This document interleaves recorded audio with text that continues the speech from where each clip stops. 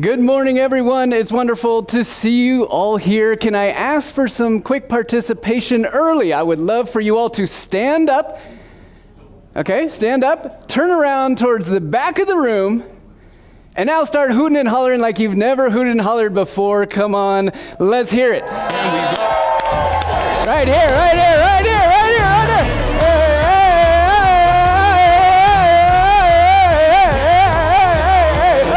Let's go. Woo! Here we go, here we go, yes, come on! Woo! Here we go, here we go, here we go, here we go! Here we go, here we go, here we go! Oh, that's move! And I'm eating the beat like it gave a little speed to a great right here, right here, all right. Deuces goodbye, I got a world to see. She wanna see Rome. That was absolutely wonderful. You are fantastic. Now, the title of my presentation is How to Be Confident in Any Situation. You might think that's kind of a tall order because we only have 30 minutes here today, but I promise to leave you with 3 incredible strategies that you can put in place immediately following this presentation, and as a special bonus, you can use them with your team as well. I know what it's like to be a customer success leader inside of your organization. I know what it's like to have your confidence shaken to the core when your CEO asks you for the 100th time, when is our customer retention going to improve? Or maybe your VP of sales or product or Eng says, what is it that you do again? And how are you different from support? I know that because I've been there. I was a CSM myself. I was also manager, director, VP, and in January of 2015, I founded the very first customer success consulting firm that ever existed, Glide Consulting. Thank you, Donna. Thank you. And ever since 2015, for almost 8 years, I've been partnering with incredible companies at all different stages, from early stage to growth stage to scale stage, public, private, PE-backed, bootstrapped. It's in SaaS, not in SaaS, you name it, I've worked with it. All to help them build world-class customer success organizations. I've also been a leadership coach for over 10 years and have had the great privilege to write an incredible book that became a bestseller in 2020 called The 30-Day Leadership Playbook, Your Guide to Becoming the Leader You Have Always Wanted to Be. On top of that, I created the B2B Leaders Academy because leadership coaching is no longer just for the executive ranks. Now, I told you I got 3 strategies for you today. But before we get to those strategies, we have to find out something very important and determine whether or not it's worth your time and attention, because your time is valuable, to stick with me and be through this. So I have a question for you, and I want to know what's on the line when it comes to confidence. In other words, the question I want you to answer and think about real quick, because I got a mic, I'm going to come around, is what happens if you are not confident? Simple question, no wrong answers. We're just friends here, having some fun. What is your name? Janelle. Janelle, what happens if you're not confident? I second guess myself. Second guess yourself. Is that all good? Okay, so Miranda, what happens if you're not confident? Others can see that you're not confident, and then they second guess you. Okay, so if others see that you're not confident and they second guess you, then what happens? Well, your inner critic takes over, like James said, and you quit. Okay, your inner critic takes over and you quit. If your inner critic takes over and you quit, what happens? You lose. You lose. And if you lose, Jordan, what happens? I don't know. Come on, Jordan, what happens if you lose? He's never lost. Good point. All right, so if you lose, what happens? I also don't know. Maybe. What's on the line? Yeah, Bern, what do you got? Others lose, too. Others lose. And if others lose, Christine, what happens? Everybody loses. Everybody loses. When everybody loses, what happens? Fired! There it is, Mark. Thank you. All right? You get fired. So the question is it worth your time, effort, and energy to pay attention, to go deep with me on these 3 strategies today if what's on the line when you're not confident is that you get fired? And I have this very simple question. All I want is a yes or no. If the answer is no, it's beautiful outside. You should probably take a walk. You won't enjoy this terribly much. If the answer is yes, I want to hear it. Yell it out. Is it worth your time to go deep with me over the next 26 minutes to figure out these strategies for how to be confident in any situation? Yes or no? Yes! Boom. Okay. Set us up for success. Now I know you all are engaged and with me the whole way. Strategy number 1, something I call look to the past. couple years ago, this wonderful thing called the pandemic happened. In that moment, my entire consulting business, which had been rolling for 5.5+ years, completely disappeared in the span of 48 hours. I didn't do a single project for several months, but things started to come back. It was nice. In the summer of 2020, opportunities came back.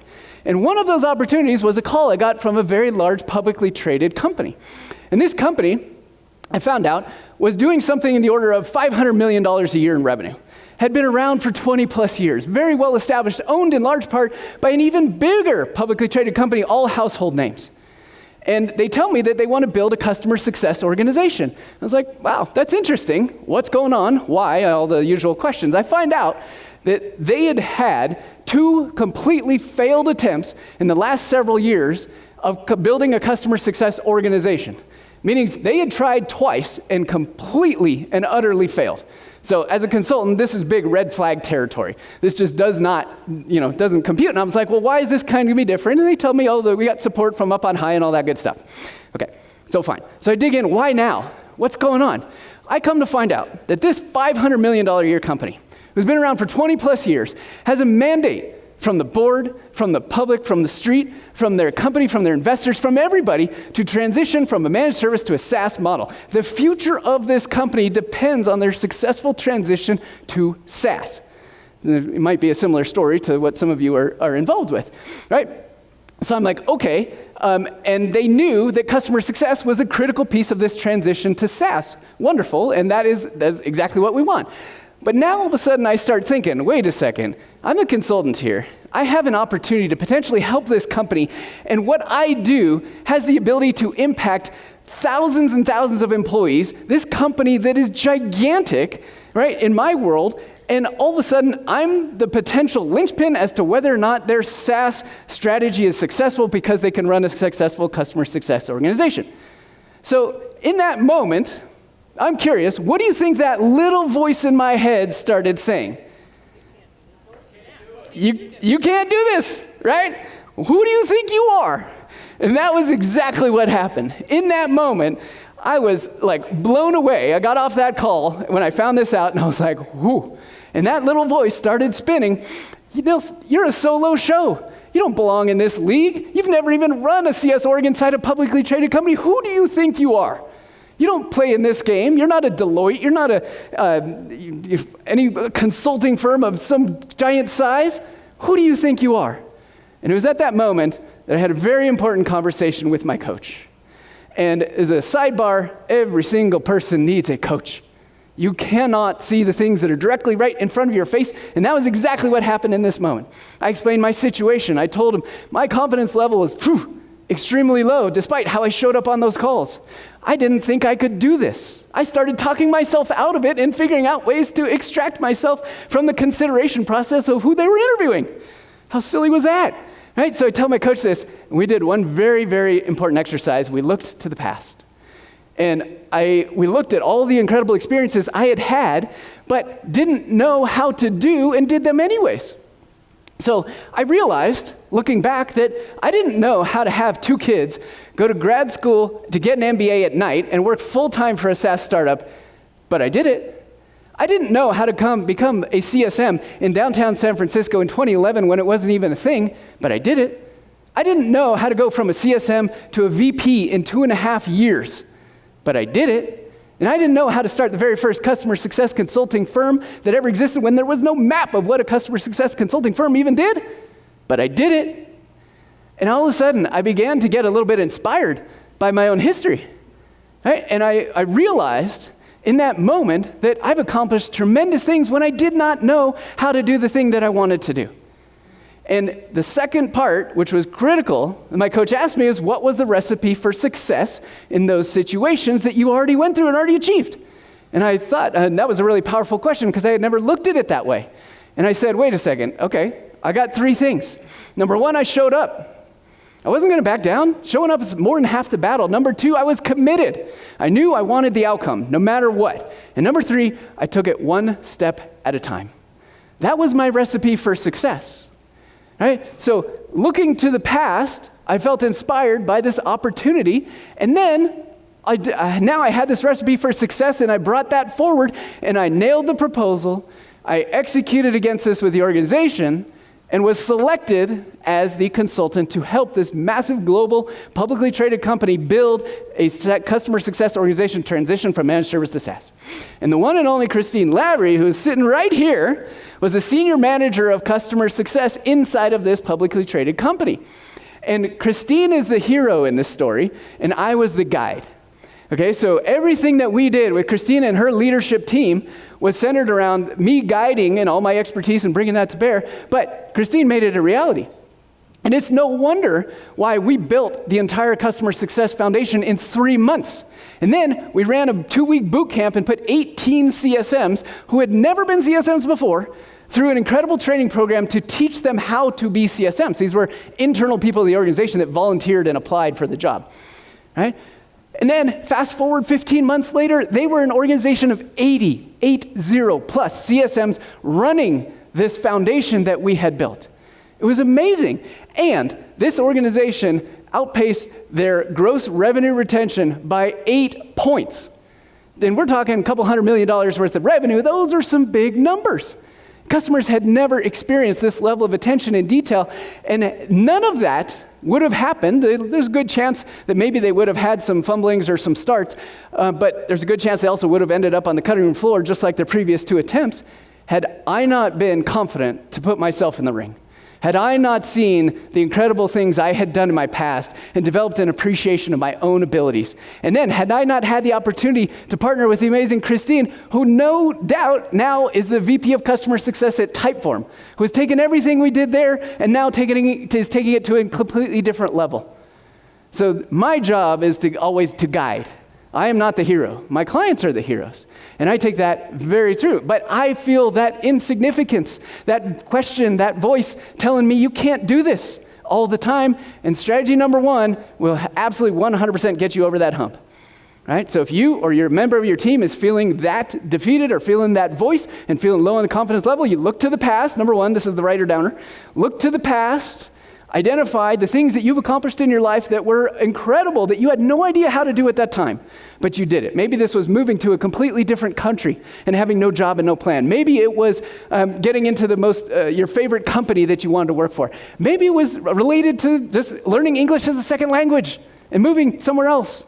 Right? You've all accomplished tremendous things, and we forget this as leaders. We forget what we've done. We forget the accomplishments. But if you know what those accomplishments are, then you look at what was the success formula in that. And you come up with 1, 2, 3 things, and that is what you bring forward to attack that level of confidence, bring it up. Because the definition of confidence, there's a lot of different ones out there, and it's probably been twisted more than almost any other word.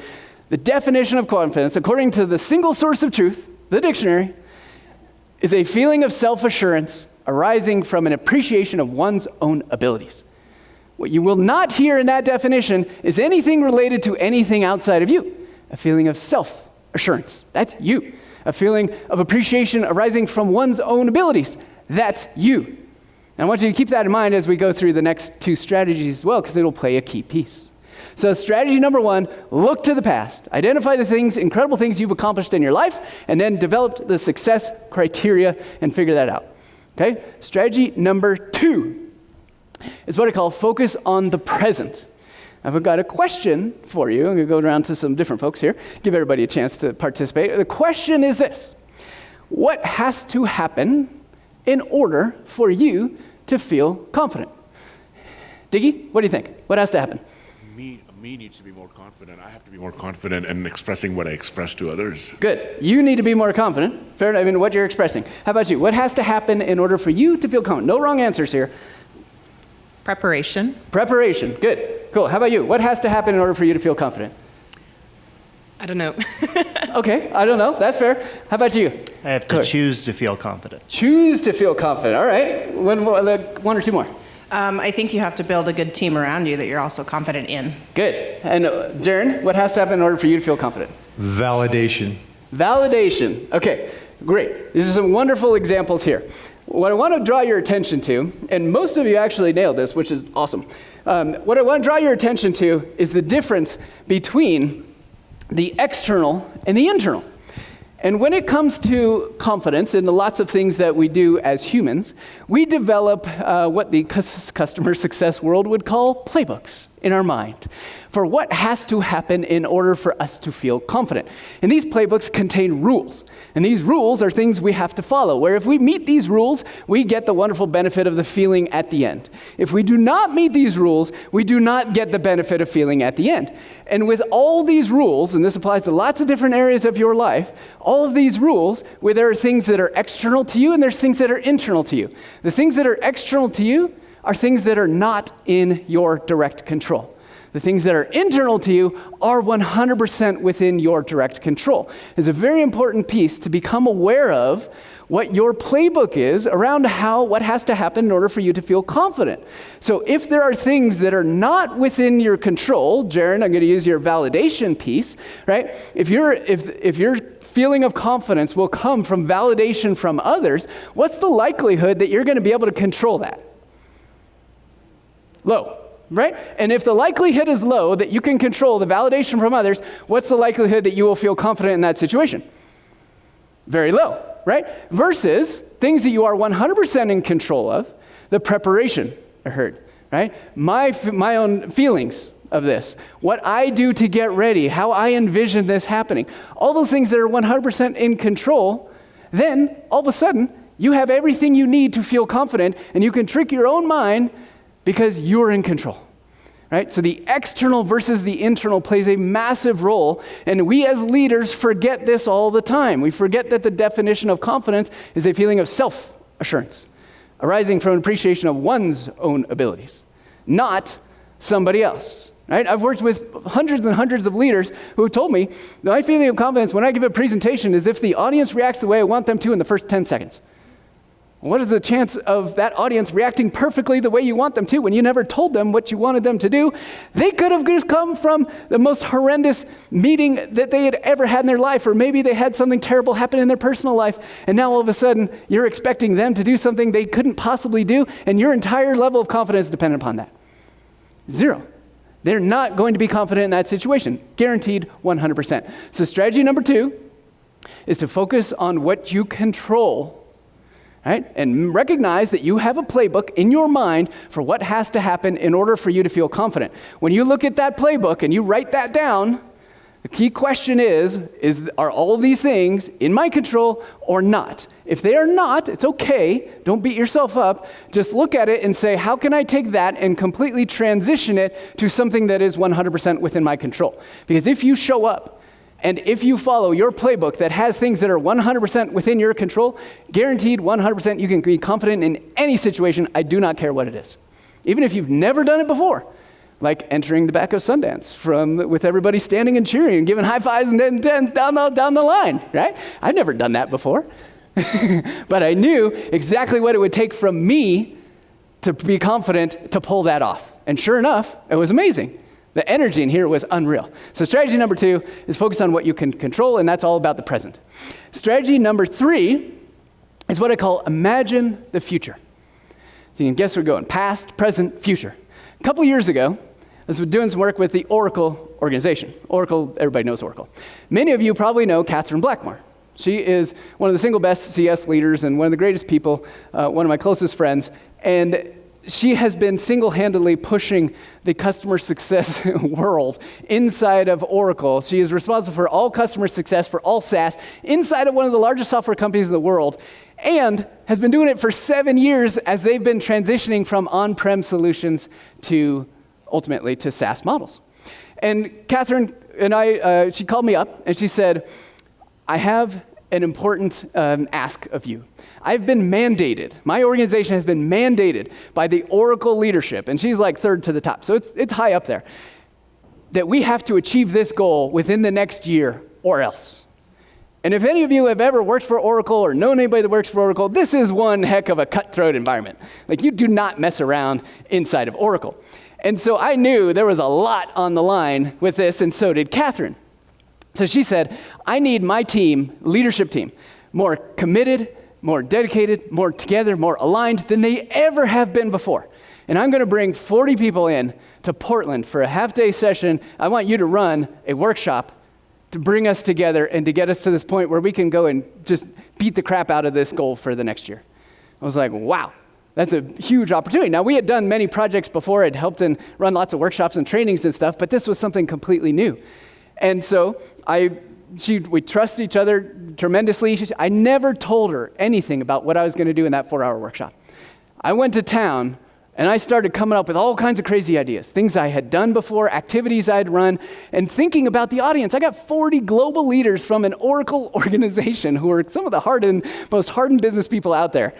It was daunting. It was intense. And there were some exercises I wanted to run to bring personal and emotion into this. And I was like, I have no idea how this is going to land. This could be a wild success or it could be an absolute failure. But failure was not an option. So as I began to come up with the strategy for this and the agenda, I did a couple of things. Number one, I do what I wrote the script. That was the agenda. It was the story. It was the flow. Over a 4-hour period of time, there has to be a story arc. You have to know where you're going from and to and what the highs and the lows are going to be. Just like Christy talked about earlier, it's all about story. People don't care about facts. So I knew there was a story in a half-day session that I was going to have to take them through, highs and lows. Number two is I created a movie. And so what I mean by this is I began to envision what this event was going to look like. Because as I said, I had no idea how this would hit. No clue. Maybe it would be great. Maybe they just welcome me with open arms, and maybe they just look at me and laugh me out of the room. I didn't know. So what I decided to do to boost my level of confidence so that the point at which I walked in that room, there was no doubt that I was going to be successful, is I played the movie in my mind. And what I mean is 20 times at least over, I rehearsed every single step that I could come up with at the great level of detail. I found out that it was going to be classroom style, just like this kind of a room. I knew that there would be a couple empty seats up in the front, just like there always are. I knew that Catherine was going to give me a 5 to 7 minute intro piece. I knew what shirt and pants and shoes I was going to wear. I knew roughly where it was in Portland. All these little details. I even knew some of the people who were going to be in the audience because I had done some work with them in the past. All these details went into the creation of my movie. And I played that movie over and over and over and over again to the point where I felt completely comfortable in that scene.